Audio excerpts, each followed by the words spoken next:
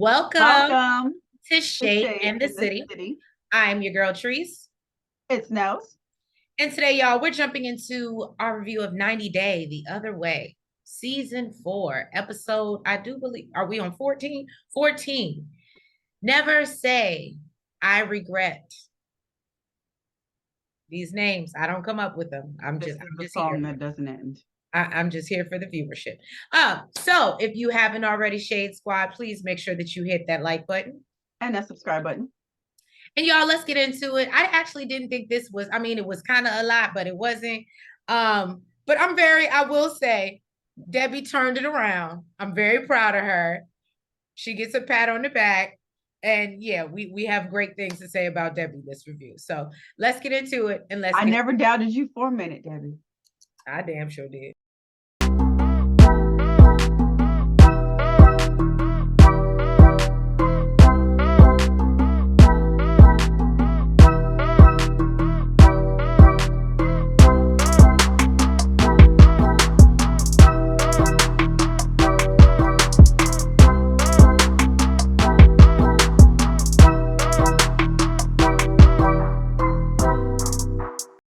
So Jen is having her first meeting with Rishi after Randy and Myra done spilled the beans The and they're Sanderson engaged. sisters. What'd you say? Those are the Sanderson sisters. The Sanderson sisters. The witches from Hocus Pocus. Oh, you are awful. Yes, that's what it's giving. That's a what good one. I was literally like, they remind me of the witches from Hocus Pocus. Yes, they do. Good job. So she actually is under the impression that the meeting went well and that the family took the news better than she expected. So Jen, right. So then she brings up that the family mentioned something about, this is what I loved about, I'm not gonna lie to y'all, inside, and this is, I guess this makes me a terrible person. I don't care. But this whole time, all of Jen's scenes, she kept talking about, she kept prepping us about how she just can't bear to live in a joint family and she would just will not do it and she refuses and she can't see herself living like this, only for Rishi to pull up at her doorstep and be like, well, guess what, you ain't got to worry about that because they don't want your old ass. Exactly. She thought she was gonna put her foot down even more, and okay, we got over this hurdle. Now we got now, honey, you're back at square one. When I start back at one. Basically. So yeah, no, I mean, that was pretty much Jen and Rishi, and I loved it, like I said, because I was like, she talking a lot of shit. And yeah, he basically told her, my family's not feeling your age. She's obviously unhappy to hear the news, but okay. Huh? So I know that I can't be the only one that feels this way. Jen's face. Doesn't it look like she has like a rubber glove or something? Like her face is not normal. Is it just me? I want to say it's probably and her mouth, but she probably get her lips done. I was gonna say I think it's a mixture of like when the talk starts to wear alleged. This is just my opinion. When the talk starts to wear off, I think it does kind of get like rubbery looking if when you don't go back and get that because Randy's definitely getting them. Her face is tighter than the mug. Randy's but to me, their faces don't look weird. Hers just looks like, well, like she can't move. She is somewhere in the backwoods Oklahoma. She might not be able to get her treatments like she need to keep up on them. I don't know. That's just my thought. Then basically Jen tells Rishi that she's done. He got to stop wasting her time. She's upset that Rishi won't choose her over his family like he said he would. And Rishi, for real, he said, I just said that to convince her because I'm not doing. He said that was a lie. I was lying. So it's actually sad because they both get emotional. Rishi puts his head down and tries to look like he's really, actually got tears coming down. But the reality situation is, and I guess it made her feel better to feel like she did it on her terms instead of him breaking up with her. But however you want to look at it, they're not together. Okay. Thanks to the mama. Thanks to the mama.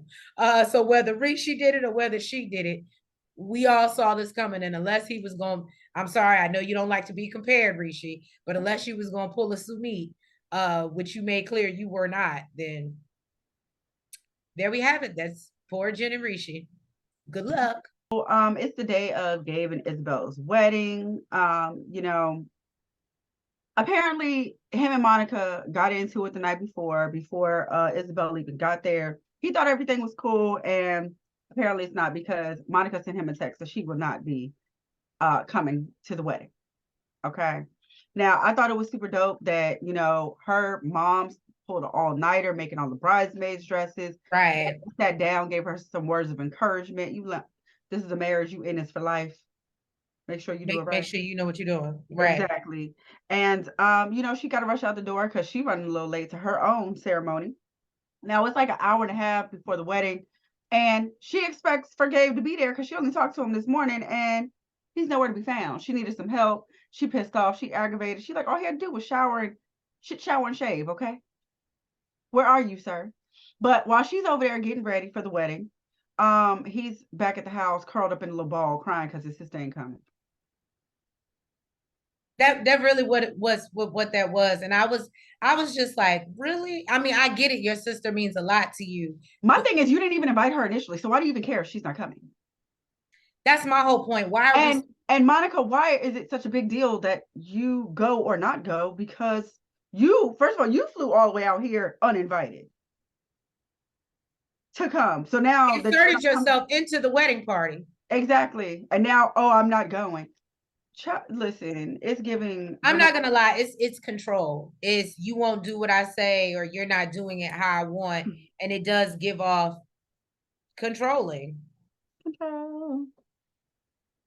Okay, Debbie and Ossama, y'all. Ossama meets up with his. This time you want to talk about Debbie? You want to get into Debbie this time? Okay. Yeah, I'm gonna get into Debbie. So, Ossama want to meet up with his sister Ossama. Her name is Ossama. I think that's how he said it. It's Ossama. She's with an A, and he's whatever. But the names ain't that far off. Or Asma. No, I'm sorry, it's Asma. My bad. You know how we pick up some names, y'all. So, but Asma, they sit, have coffee. He talks to her about the fight that he had with Debbie, how he said some really messed up shit to her. Somehow she understands that this is who the hell he is. What'd you say? I said somehow she understands that this is who the hell he is. He said he loves hard. He's when he gets harsh. No, yeah, he's harsh when he gets mad, even to me. In his mind, he never had any intentions on staying in Morocco with Debbie, and thought that, they'd eventually be moving to the US. And so she acts if basically that's the real issue. And he just feels like, that he's not able to make any real money in Morocco. He won't be able to sustain or support them, and just feels like they'll have a better chance in the US. And his sister basically tells him, but he wants to debunk our thoughts that it was all about a visa. He doesn't want Debbie nor the viewers to believe that it was all about a visa. And so Asma tells him he needs to go fight for her love. Because he loves her because of poetry and art, and she's smart. And she's an American. So basically, once he reaches Debbie to talk, Debbie explains that, you know what, she's a little disappointed in him. He made her feel like he despised her. And he tells her to don't pay attention to anything when I get angry. I already told you, that's just who I am. Right. You know how me and Nels love that saying. That's just who I am. So Debbie calls him out, tells him that's an excuse. I saw a lot of that in another scene too. And feels like it would take an act of God for her to take him back. I said, come on, Debbie. Come on. This is what this is the Debbie that I like. Okay. Now you can say that I remind you of her, but don't. So she asked him why he didn't tell her what the plan was from the first night she got there. He said that, there's no point in explaining it now because it's too late. And they argue over what the original plan was. And she's mad that he's so focused on the visa and not the marriage. Now, this is where she started to irritate me. But Ossama, you're making it all about the visa, and it's not about the love and I'm like, Debbie, why don't you see this? Don't love you? That's because my boo love. Leave her alone. Love don't live here anymore. Not right now, but he did. And she still love. Now leave her I alone. don't think Love ever lived there. The visa did. Well, for Debbie it did. So he tell her she's changed. And he tries to explain how her moving, she would lose money. And she's like, don't be worried about my money. I got my business. You Which don't be in my pocket. she said, don't you worry about my money. I got Right. money. And I was said, willing to okay. build with you. But you And done Debbie blew it said that up. basically she's moving forward without him. Good job, Debbie. On the next flight out. And Okay. yeah, on the next flight out, she packed up, left, and she said, you know, Ossama taught her some hard lessons, but she knows better for next time. She said she's smarter and wiser now. And she is going to win, not Ossama. We already know, boo. Because All you right. know they're gonna have her a man or something on that reunion. She's gonna be dating somebody. Watch.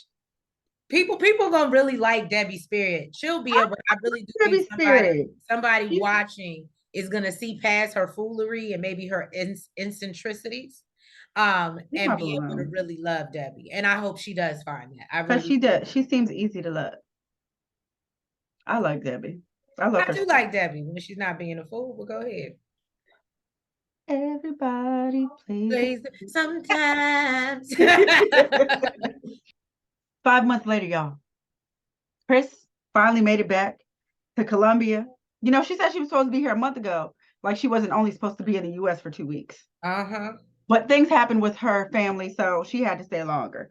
Jeymi was clearly getting upset because she didn't even meet her at the airport this time. That girl was at home with the dog doing her makeup, waiting for her to get there. You get here when you get here, because last time you said you would be here, you never got here. Basically. So when she got to the apartment, you know, basically they both kind of had mixed emotions. Jeymi did surprise her with like s'mores. She didn't even know what the hell that was last time.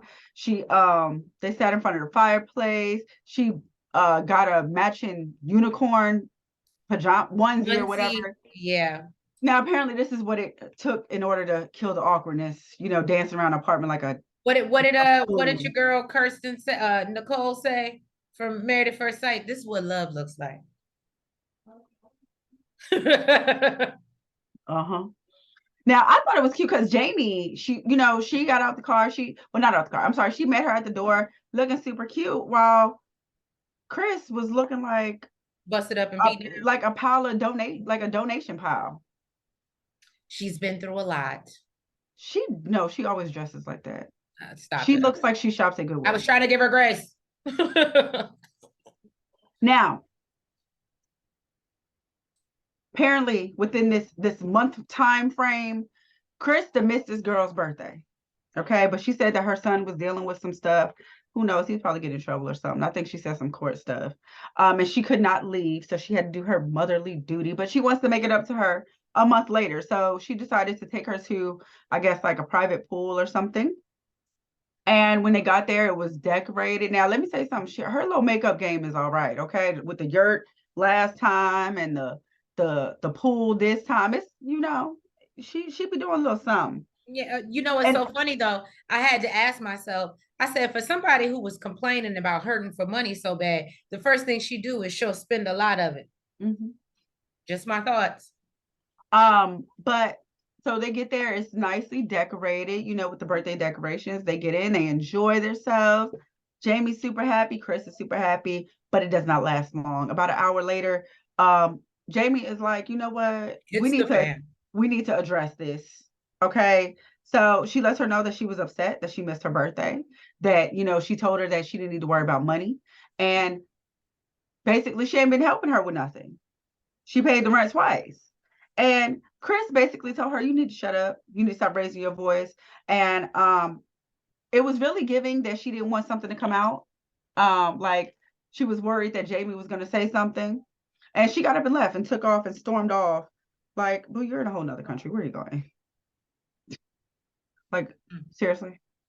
But I mean, that was pretty much them. It was a lot of drama.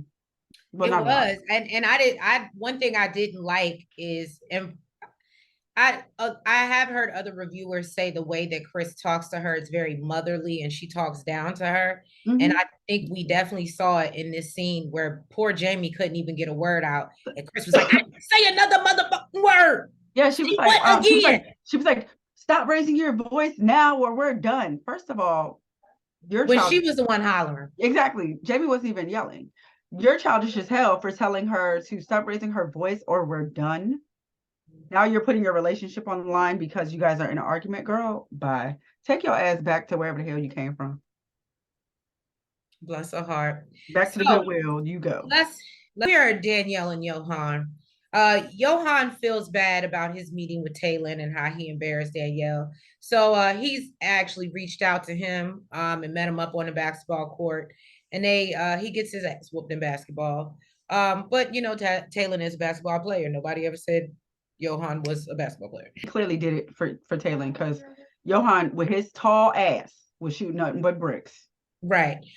So they basically sit down afterwards and they have to use the translator to talk. But he basically apologizes to him for his inappropriate comments. And then he asks Taylor, you know, was Danielle controlling basically when y'all were in a relationship? And he's like, yeah, basically she likes things her way and she's not a submissive woman at all. So either it's gonna be kind of her way or the highway. And I said, My well, thing is, y'all definitely would have known this had y'all not did everything within a year. So now, basically, after they're done, he goes back to him and Danielle are talking on the beach the next day. And, you know, she's trying to, I guess, clear her mind because they haven't really spoken since the meeting with Taylor. And she's still a little pissed off and upset. And basically, he shares with her that, you know, he met with Taylor. He said he's cool. And she's hoping that, you know, she's like, I'm going to have other friends. So I don't want this to be a thing every time somebody comes. And then he gets into how basically he feels like she's disrespectful and basically says, is it your friends or is it me? What's more important to you? Danielle doesn't feel like that should even be a question or a decision. And he basically just wants her to understand that you want me to conform to all the things that basically you want, and you're not changing anything. And Danielle admits she's not changing She said anything. she's not changing. This She is said, I who know she what I is. deserve. This is who I am. So, needless to say, they're both at a place where they don't know if they should be together. And I mean, in my opinion, I think we know the answer to that. So, yeah, that was pretty much the episode, guys. Thank you so much for tuning in to another review of. Did you not see? I didn't see previews. Did I miss them? Yeah, I saw previews. Oh, I didn't see the previews. I saw the preview and I saw the preview for the reunion.